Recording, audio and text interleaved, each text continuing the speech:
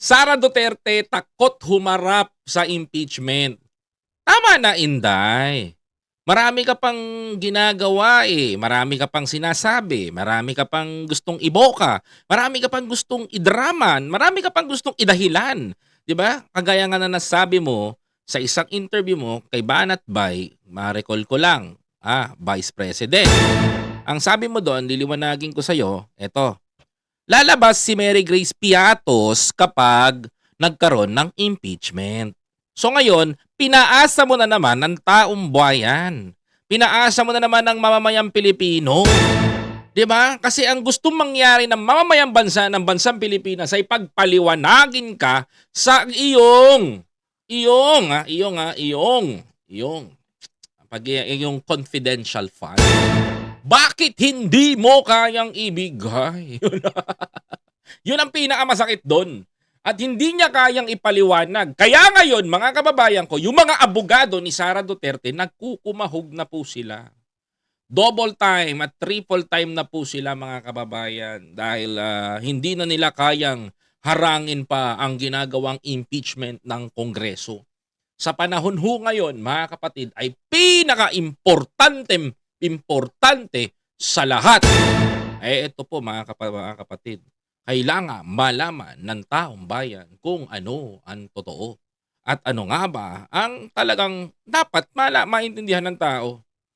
And seryoso lang tayo sa pagtuligsa dito kay Sara Duterte sapagkat dapat din nating malaman kung saan niya nga ba dinala ang confidential fund. Ito, yung mga balita na yung mga kababayan ko. Para maglabas. Umabot na sa Korte Suprema ang impeachment ni VP Sara. Pinawawalang bisa ng ilang abogado ang naging pagdinig sa Kamara dahil labag daw ito sa konstitusyon. Narito ang agenda report ni Joan Manalo. Ito ito kalokohan na to. Mga kababayan ko. Seryoso ako. Ako kalokohan na talaga to. Labag na daw sa konstitusyon yung ginagawang pagpapa-impeach kay Sara Duterte. Guys, naniniwala kayo na labag ito sa konstitusyon ng Pilipinas? Mga kababayan ko. And Attorney Torion nagpunta sa Supreme Court to file a TRO na gusto niyang ipawalang bisa at sabihin sa korte na walang karapatan o walang bisa ang impeachment ni Sara Duterte at ipatigil ito sa Kongreso. Naniniwala kayo? Tanungin ko po kayo, mga kababayan ko. Gusto ko pong malaman sa inyo, naniniwala ho ba kayo na wala hong saysay at wala hong bisa ang impeachment nito ni Sara Duterte? O walang kwenta ang ginagawa ng Kongreso? Naniniwala ba kayo, mga kababayan? Kaya gusto ko pong malaman. Please comment down below. Saan ho kayo makakita ng isang impeachment na tila ho ba, mga kababayan ko, yung binabali ho nila yung ruling na ginawa ho ng Supreme Court. Mga kababayan. Totoo. Yung tila ho ba, binabali ho nila yung ruling ng Supreme Court. Sa paanong paraan, mga kababayan? Sa paanong paraan, mga kapatid? Paanong paraan? Tingnan nyo ho mabuti. Panoorin ho natin to. Formal na hinamo ng mga abogadong taga-suporta ni Vice President Sara Duterte ang ongoing impeachment proceedings sa House Committee on Justice. Nagsumite sina Attorney Israelito Torion, Attorney Resi Angeli Rizada Nolasco, Attorney Raul Lambino, Attorney Vic Rodriguez at 6 pa mga taga-suporta ni VP Sara ng petition for certiorari and prohibition with a prayer for a temporary restraining order sa Korte Suprema. Ayun, TRO nga, di ba? Sabi na Paano mo may papawalang bisa at unconstitutional yung pagpapa-impeach kay Vice President Sara Duterte? Alam nyo, ang ginagawa nyo dito, based on my own analysis, mga kababayan, sa nakikita ko, posibleng mangyari yung impeachment. Posibleng lumakas yung puwersa ng impeachment.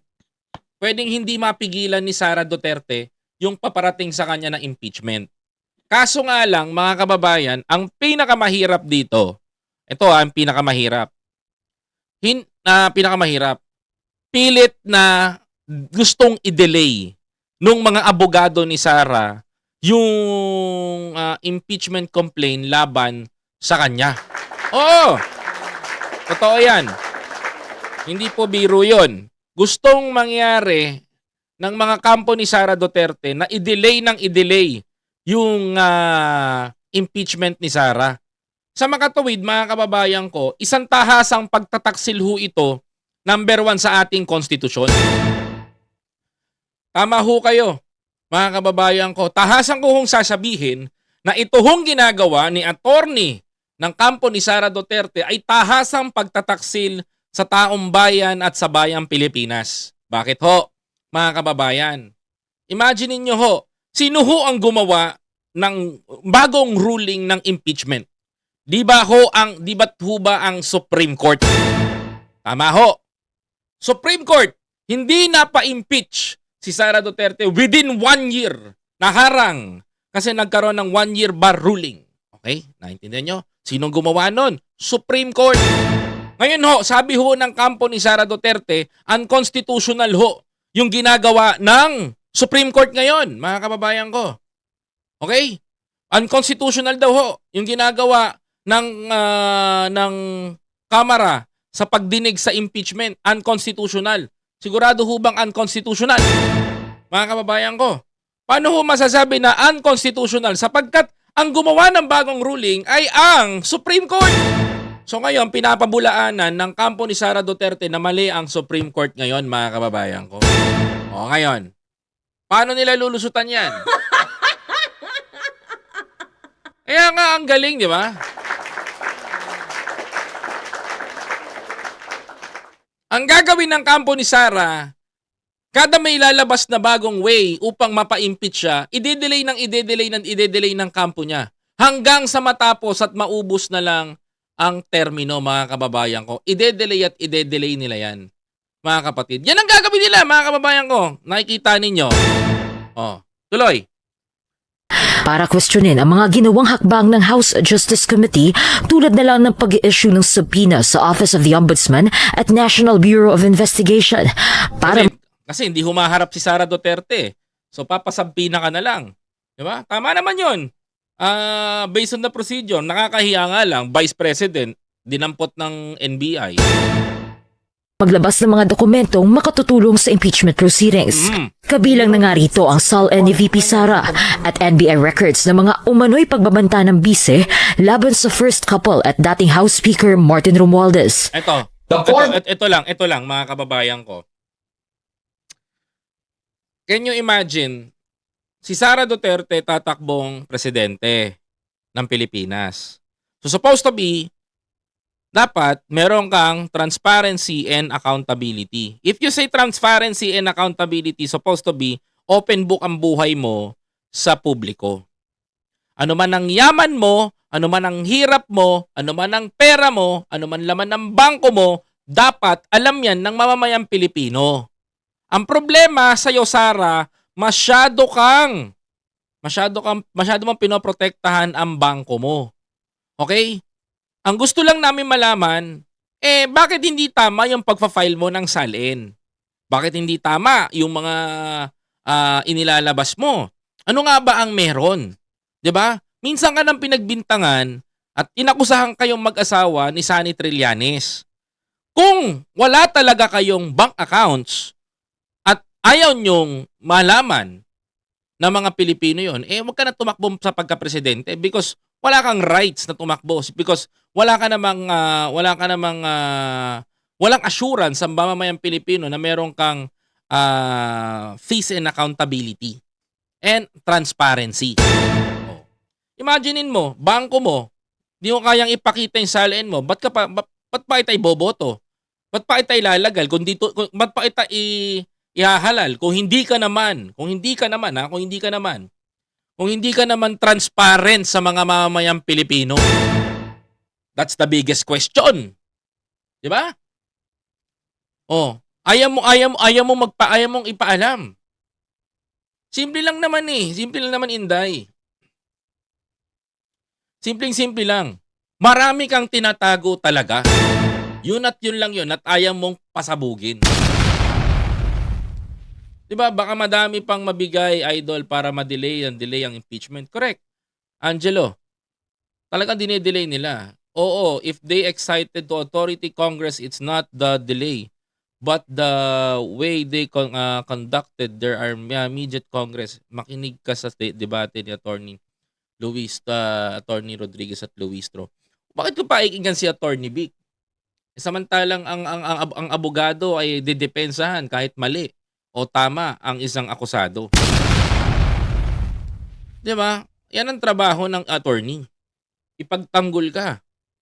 No matter what happen. Mali o tama ka pa. Sinong pakikinggan ko sa dalawa? Si Attorney Vic o si Luistro? Si Luistro na halal ng bayan o si Attorney Vic na abogado na pinoprotektahan ang taong ang inaakusahang nagnakaw sa pera at pondo ng taong bayan? Kaya Norman Susa, huwag mong sasabihin sa akin na eto yung ganito, eto yung ganyan, makinig ako dito, makinig ako ganyan. Bakit ako makikinig sa isang abogado na hindi ko naman pinagkakatiwalaan?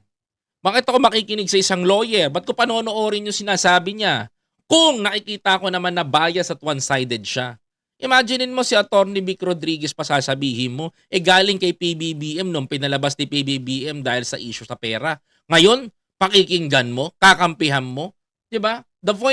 My point of view is lahat ng gumagawa nito, kumakalaban sa gobyerno ngayon, lahat yan ay may galit at may interest talaga sa pamumuno ni Pangulong Bongbong Marcos.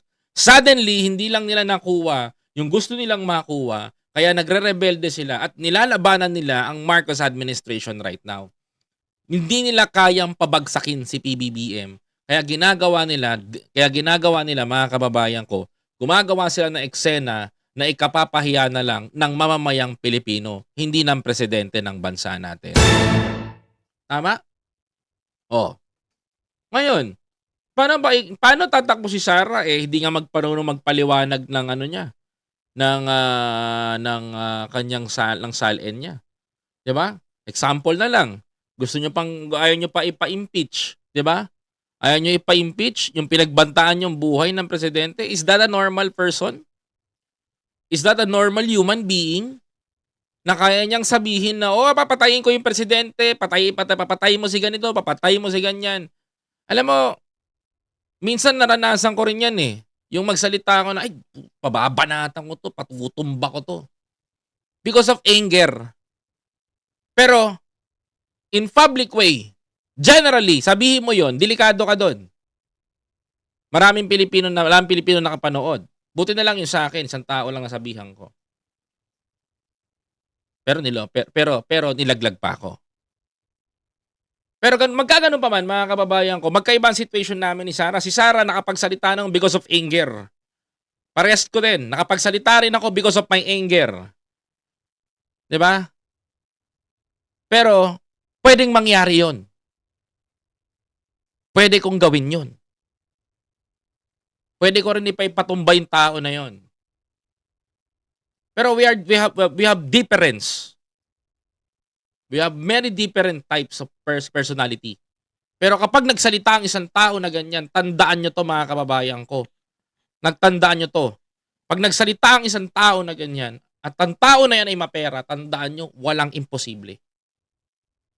Alam mo, sa totoo lang, buti may Diyos pa ako. Ang kinapitan ko na lang, Diyos.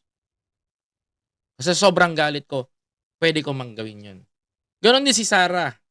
Sa sobrang galit niya, talagang pag may ginawa sa kanya, pagagawa niya talaga yon. Kaso nga lang, magkaiba kami nga. She is a politician. I am an ordinary Filipino. But, a powerful man. Diba? Yung mga ganyang bitaw, kaya niyang mangyari yan. Kasi minsan pang tao pag galit, hindi mo malalaman Hindi mo kayang kontrolin yung sarili mo. Well, nakita ko kay Sara Duterte when she is in a Zoom live content o meeting together with the Banateros at mga iba pang mga content creator nila. Kitang-kita ko si Inday kung paano nagwala. 'Di ba? Imaginein mo pag yaan naging presidente, lahat tayo kaya pagbantaan 'yan. That is a threat, mga kapatid. Threat 'yon sa mamamayang Pilipino, threat 'yon sa bansang Pilipinas. Masakit pa nito, pro-China, mga kababayan. 'Di ba, mga kapatid? Sabi dito, aral ka muna boss, mas lawakan mo muna opinion mo, makinig ka sa mga legal basis. Ako, pakialam ko kay BP ko. Okay lang naman, Ma'am Susan eh. Alam mo sa totoo lang, nakikinig naman ako, nagbabasa naman ako ng batas. Pero kung ako tatanungin mo, tingnan mo mabuti. Bakit ako makikinig nga kay Atty. Vic Rodriguez? Samantalang si Atty. Vic Rodriguez is pinalayas ni Pangulong Bongbong Marcos. Tanungin mo sarili mo, ano ba motibo ni Vic sa ginagawa niya ngayon? Hindi ba't gumante? O ano, rebat ka? Sagot! No. Oh. 'Di ba? Ang motibo ni Vic Rodriguez ay gumante. Dati ang pinopromote niya si BBM. Nung pinalayas siya ngayon si Sara, nag-Duterte, tumakbong senador, ano nangyari? 'Di ba? Natalo. Because of what? Wala kasing puwersa si Sara. Second, mga kababayan ko, sinong pakikinggan ko? Si Luistro na halal ng bayan sa Kongreso? 'Di ba? Kaya wag mo sabihin sa akin, makinig ako sa legal basis. Kung ako tatanungin mo, hindi naman ako bobo at tanga para hindi ako makaramdam sa nangyayari sa bansa. 'Di ba? Kasi palibasa kasi kayong mga DDS, kapwa ninyo tanga at bobo, pinakikinggan nyo, pinaniniwalaan nyo.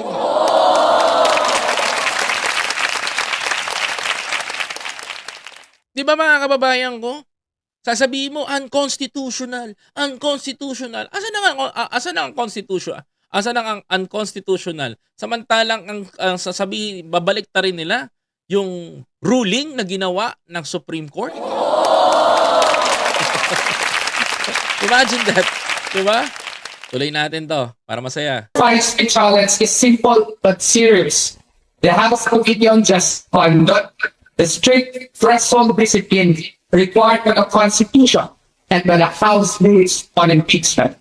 It allowed the third and fourth impeachment complaints to survive despite defects in form and substance, and then attempted to cure those defects through a subpoena-driven evidentiary process. Nilinaw ng mga petitioner na hindi sila naghahain ng petisyon para absueltuhin sa pananagutan si VP Sara. Exactly. Kung ano yung sinabi ko, yun din na nangyayari. Di ba? Anong tawag dito? Clearly, delaying tactics. O ano, mga DDS, basang-basa ko kayo, di ba? Hindi abogado. Hindi ako lawyer. Oh, I am an ordinary Filipino but a powerful man. But a powerful human being. Can you imagine that? No. Yan ang tanong. Ngayon, ang tanong dito, bakit dinidelay ng kampo ni Sara Duterte ang impeachment? According to Atty. Torion said, hindi nila pinawawalang bisa, hindi nila sinasabi na walang kasalanan walang kasalanan si Sara Duterte. Bagkus, mga kababayan ko, klarong-klaro, gusto nilang ipatigil ang pagdinig ng Kongreso. Ano daw? Klaro! O ano? I-deny nyo? Sinabi ano? Tuloy. It is about that accountability remains constitutional. Impeachment is a grave constitutional process. It is not a political free-for-all process. No. Mali ka dyan, attorney. It is not a mechanism that may be stretched, improvised, or weaponized, depending on the identity of the respondent. Hindi, ang tanong kasi dito, klaruhin nyo. Ayaw nyo lang paatinin si Sara Duterte sa impeachment. Kasi pag nakatikim si Sara ng 3 patawag, iwawaran dyan!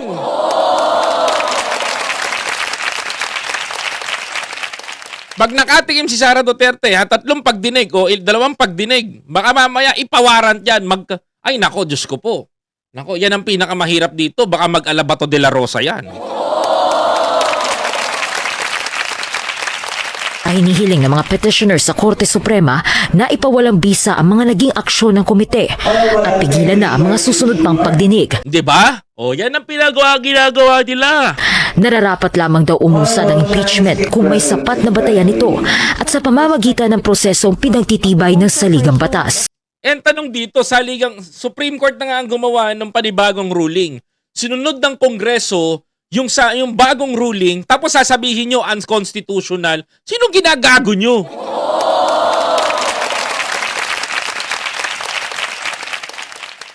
Niloloko nyo mamayang Pilipino eh. Sasabihin nyo unconstitutional. Ibig sabihin nito, bobo yung gumawa ng bagong impeachment ruling. Kung kailan sinunod ng Kamara yung bagong ruling, sasabihin nyo unconstitutional. Tingnan nyo ginagawa ng mga abogado, mga kababayan. Panoorin nyo mabuti, tingnan nyo mabuti. Diba? Mali na, itatama pa nila yung mali. Yung tama, babaloktotin pa nila. Yun ang ginagawa. Yun ang trabaho talaga ng lawyer.